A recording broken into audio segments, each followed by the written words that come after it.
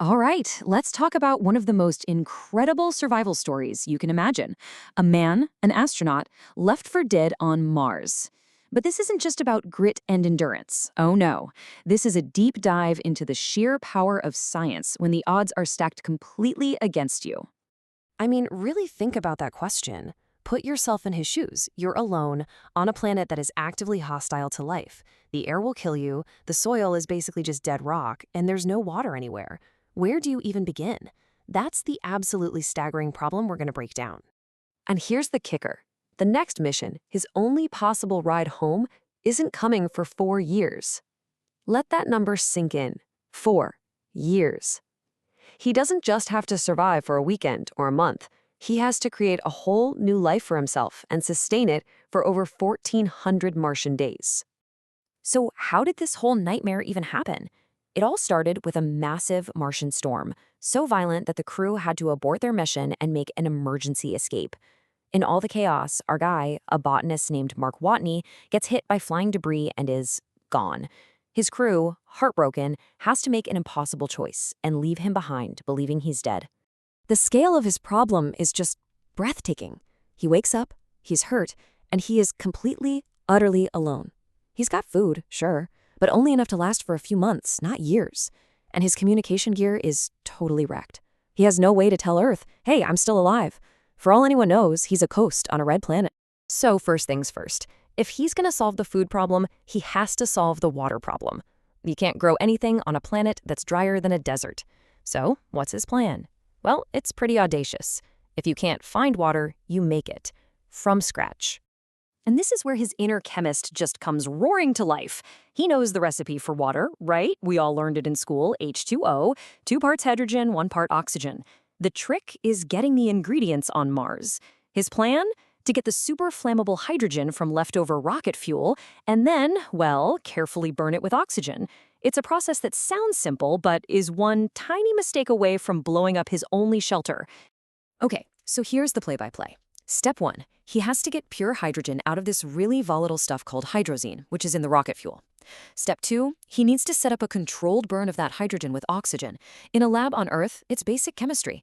But in a tiny, sealed habitat on Mars, he is literally playing with fire. And it does not go well. Not at all. His first try ends in a huge explosion that sends him flying across the room. So what went wrong? A rookie mistake, but a nearly fatal one. He forgot to account for the oxygen that he was breathing out into the air. That tiny miscalculation was almost the end of him. But this is the scientific method in its purest form. You fail, you figure out why you failed, you adjust your numbers, and you go again. And this time, with incredible care and precision, it works. He watches as little drops of water, the first water ever created by a human being on Mars, start to form. He has literally created the stuff of life on a dead world. Okay, he's got water, a steady supply of it. So what's the next impossible task on the list? Growing food. Now remember, he's a botanist. This is his home turf, but he's about to take his skills to a whole new level and become the first Martian farmer in history. You have to appreciate the sheer ingenuity here. For soil, he uses the dead, sterile Martian dirt. For fertilizer, yep, you're reading that right, he uses the vacuum-sealed human waste his crew left behind. For seeds, the potatoes they were supposed to have for Thanksgiving. And of course, for water, he uses the stuff he just risked his life to make. It is a completely closed-loop DIY farm on another planet. And then comes the moment. After all that work, all that science, all that risk, a tiny little green sprout pushes its way through that red soil. And it's so much more than just a potato plant. It's life. It's a symbol that he can do this. It's hope. And for the first time, he knows he might actually be able to beat this planet. So while Mark is busy becoming a farmer, millions of miles away back on Earth, a very sharp-eyed satellite tech at NASA sees something impossible. She notices that at the abandoned mission site, some of the equipment has been moved. The solar panels are clean. And there's only one way that could have happened. He's alive. So Mark makes this crazy long trek to find an old dead probe from a previous mission. He gets it working again and comes up with this brilliantly simple way to talk to NASA. He sets up signs around the lander with the alphabet and points the camera at them. When NASA needs to answer, they just rotate the camera. And in that moment, the loneliest man in the solar system finally knows he's not alone anymore. This news brings this incredible wave of hope. NASA scrambles, rushing to launch a rocket packed with food to keep him going. The entire world is watching. And then, just moments after takeoff, it explodes. A catastrophic failure. And just like that, all that hope turns into absolute despair. Now, you'd think that would be it, right? The final blow. But Mark's spirit, it's just not breakable.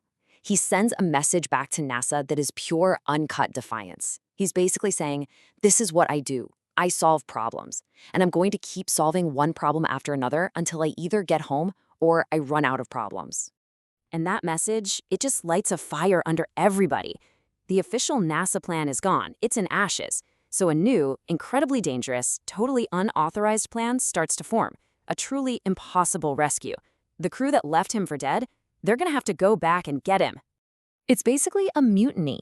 His old crewmates go against direct orders. Instead of flying home, they swing their ship around Earth, using its gravity like a slingshot to fling themselves back toward Mars. The very same people who unknowingly left him behind are now putting their own lives on the line to bring their friend home. But here's the catch. They can't land. Mark has to meet them up in orbit. To do that, he has to take the ship that was meant to just hop off the planet and turn it into a deep space rocket. That means stripping out everything non-essential, the seats, the control panels, even the nose cone. He's basically going to launch into space in an open-top convertible. It's completely insane. And even after this wild launch, he's still not close enough. He's short. So in one last, desperate moment of pure genius, he does something unthinkable. He pokes a hole in the glove of his spacesuit and uses the escaping air as a little jetpack to fly himself across the final gap in the void of space. It's a move straight out of a comic book, but it's based on real physics. And he makes it, he gets home. But he doesn't just fade away. He becomes an instructor for new astronauts.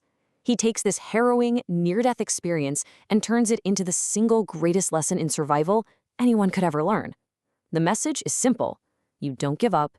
You do the math, you solve the problem in front of you.